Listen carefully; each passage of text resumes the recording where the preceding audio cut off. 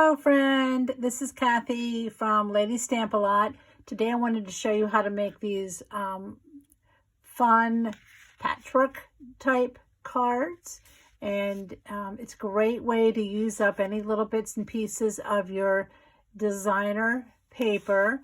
And I'll go over all the details of these cards later if you're interested in making them and tell you the products I used.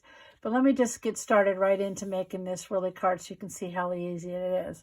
So you're going to need 4 pieces of designer paper. This is 1 5/8 by 2 1/4. And if your pattern has a direction to it, you'll want to make sure that this is cut this way if you're making the portrait card. And then if you're going to make the landscape card, then you want to have your direction going this way. So that's for the designer paper. Then you're going to need a piece of 3 3/4 by 5. I used basic white to glue the triangles on that we're going to make the patchwork out of. This could also be a coordinating color that goes with your designer paper. And then finally, you're just going to need a regular card base, 5 1/2 by 8 1/2. And this you might want to wait until after you put your pieces together to see which color you want to pull out from your pieces to make your card. Depending on what the card is, they really do look a little bit different. So let me start with the white piece, the matte here.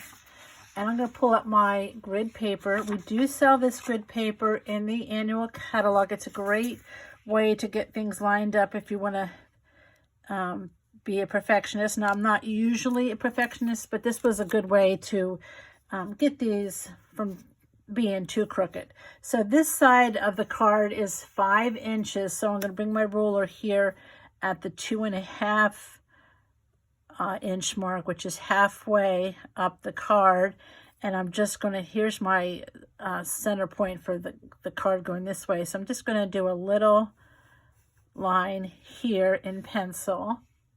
And then the 3 3/4 edge, half of that is 1 7/8. So my grid paper, 1 2 3 4 makes an inch.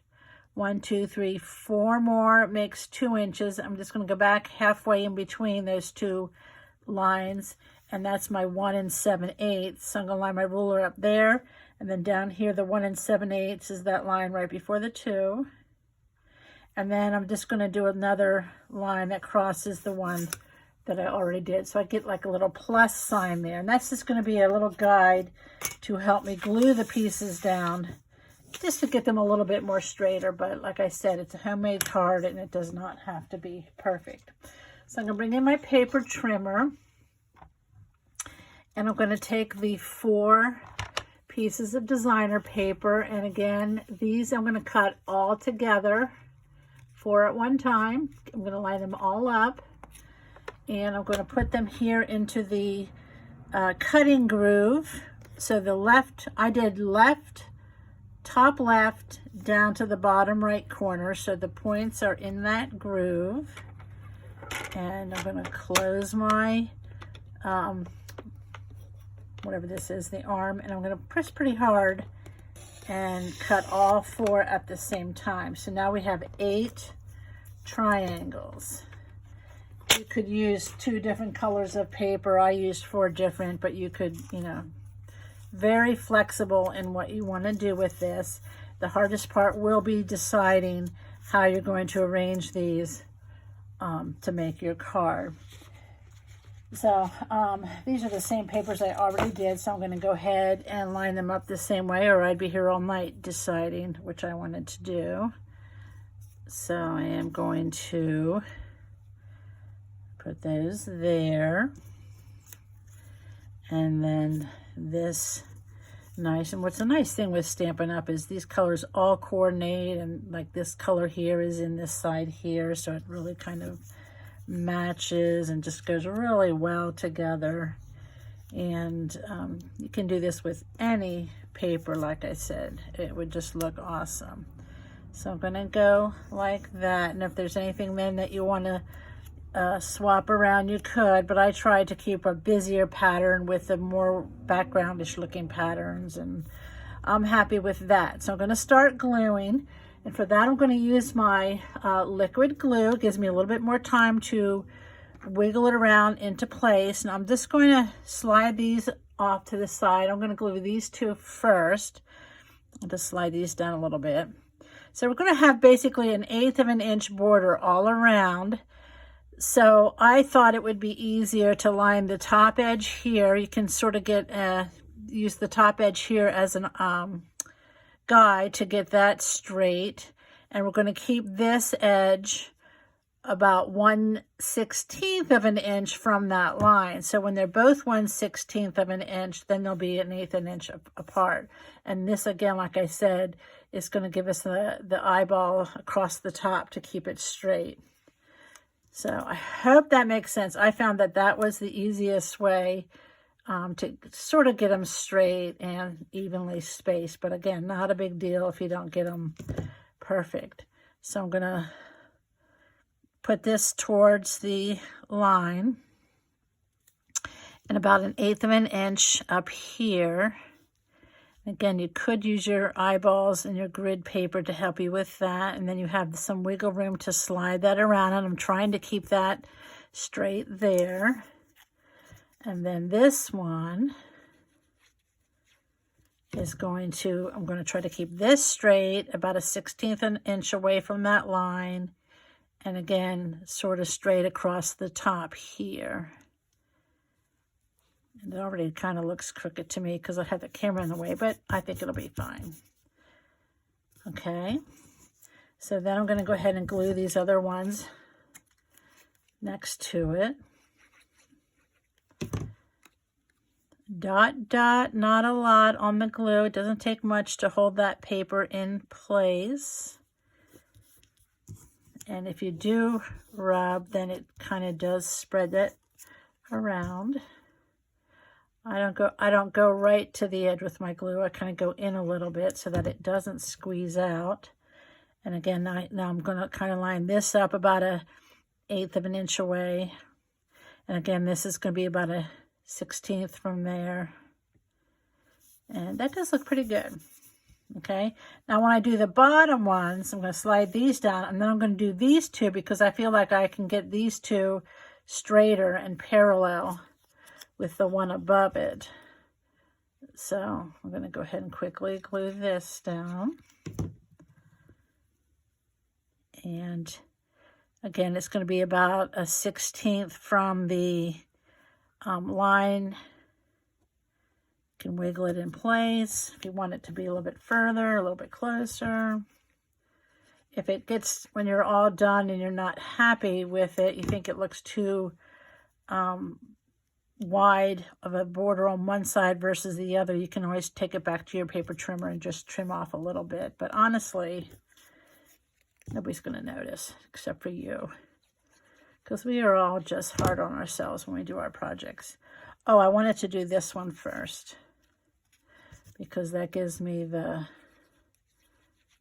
top of this straight edge to kind of line that up. It really doesn't matter. I could have done this one first and it would have been perfectly fine. Might have been better. And you still have a little bit of wiggle room to move them around. Okay, now you could erase this little plus mark in the center if you want. On this card, I made a label using the tailored tag punch. So I did that for you. I did it on white, and then I did it on the Highland Heather, and I just cut it apart and spread it away to get that label behind it. So it's not a different punch, it's the same punch, but I just made it a little bit bigger. And I'm going to add this later, actually, because of the dimensionals. I'm going to put it to the front of the card first. So I'm going to pull in my card, and I chose to make a fresh freesia card base. It does pick up these colors here. And because this paper doesn't really have a one-way pattern, I might want to be doing it this way because that bird looks a little bit funny. So I'm going to hide him down there instead of being at the top because it's just his back. So again, I'm going to just glue this down. Don't need a lot. Don't need to get right at the edge because when you slide it around, it'll slide around to the edge. So we want to kind of get a nice border around there. And again, like I said, this is going to cover that pencil mark. So you don't even need to erase it. So let me remove the dimensionals. And we're done. You could add a little bit of ribbon under here. You could add some jewels or rhinestones, a little bit bling to bling it up.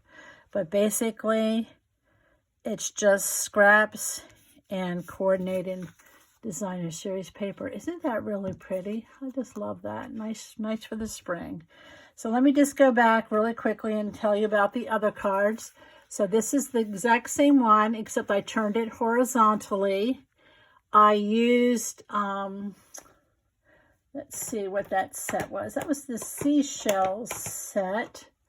Friends are like seashells, and it says, happy birthday to my beautiful friend. Isn't that beautiful? Love that font. And then this label, you probably recognize if you watch my videos, is from the Tasteful Labels dies.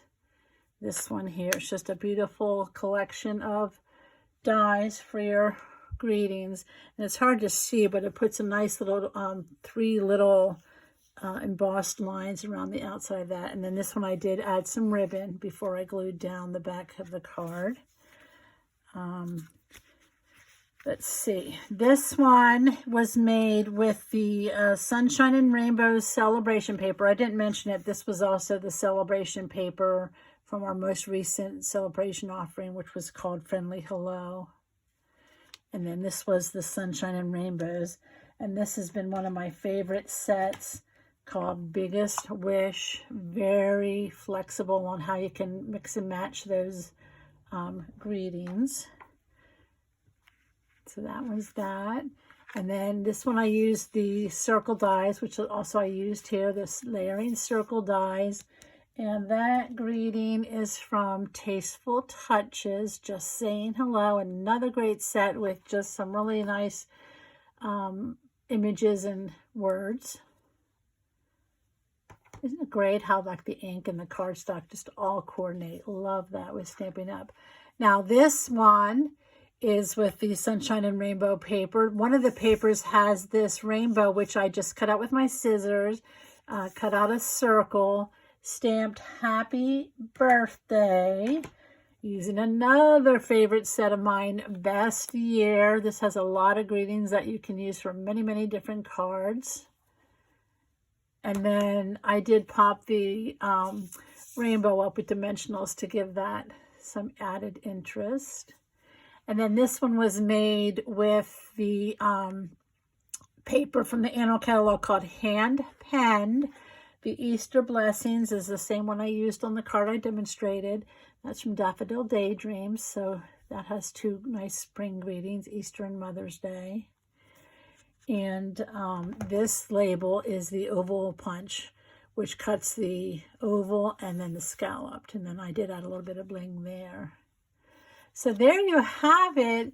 Wasn't that easy? And it's a great way to use up those scraps. So I hope you'll give this a try. And thanks for stopping by.